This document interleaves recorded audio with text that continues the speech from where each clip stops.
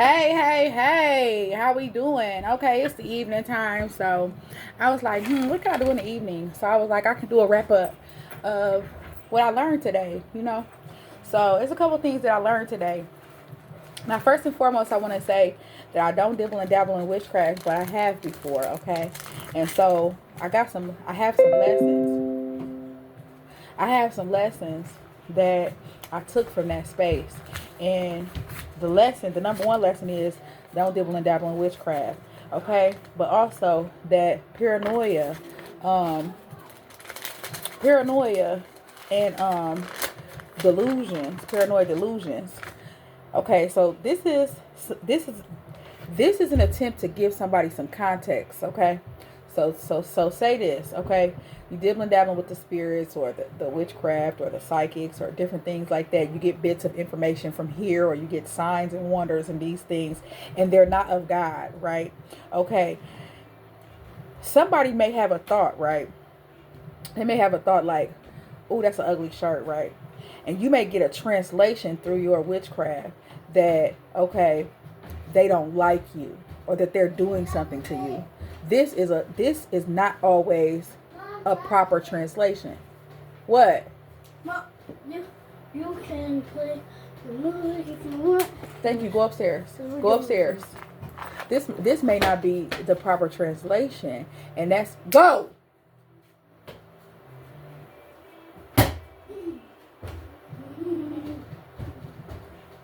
Give me a second. They haven't experienced this, and so I don't want them to experience this. And if you haven't experienced this, then keep it pushing.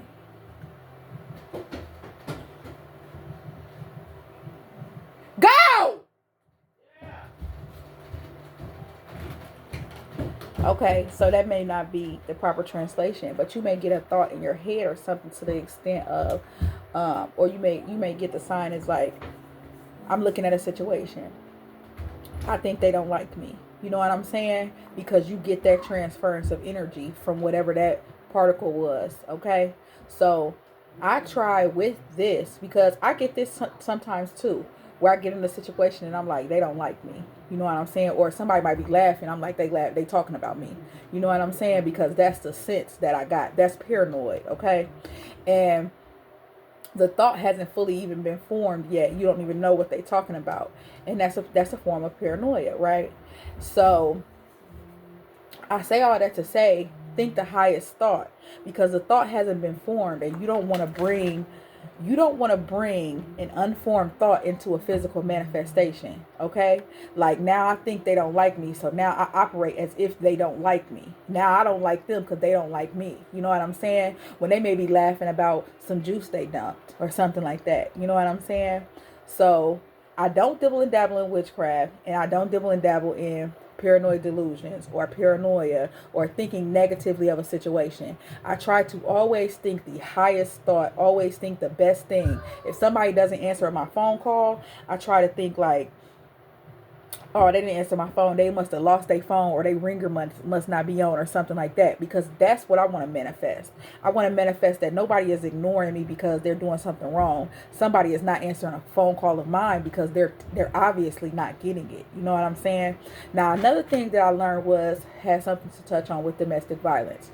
Okay, so I figured a couple of reasons that I came up with, and if you have any to share, you know what I'm saying, share them. Okay, a couple reasons that I figure that people have domestic violence altercations. Number one is because, okay, sometimes women can talk real fast and be real passionate about what they're saying, and they have a big vocabulary for what they're saying. Sometimes what I've experienced is that men don't have that vocabulary or whatever, and so they get angry and they sometimes use their fists. Here I come. Another thing that I noticed is that, here I come. Another thing that I noticed is that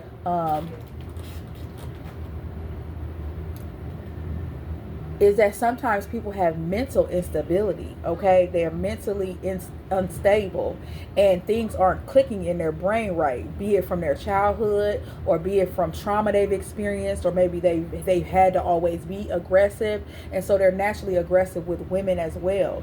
Now, some counteractions, some solutions for this is, number one, call the police. Call the police, follow through with the police, and whatever the police do, show up, tell, and all of that, yes, and then stay away from the man, okay? Number two is, the other solution that I found to this, and if you have some, do share, is to not try to belittle them. You know, some men fight because they feel like you're challenging them in front of their friends or in front of other people. And as a man, they have to take a stance against that, especially if you're going so fast that they can't stop you. You know, you could be revealing information that could harm their life. You know, sometimes a person feels like they're fighting for their life. So don't try to belittle people. Don't try to have conversations in front of other people. And if you know that you have the ups in talking and he can't ever get a word in edgewise, if he offends you or he makes you mad, write it down. Write it down or send him a video. And that way you're not having an altercation that could ruin your relationship or your life. You know what I'm saying? There are other ways that we can deal with these things or whatever the case may be. But these were just my little things that I came to have an understanding of this evening. So with those things being said, I hope you all have a great evening. And I gotta go finish cooking this chicken before I get in trouble. So I'll talk to y'all later. Bye-bye.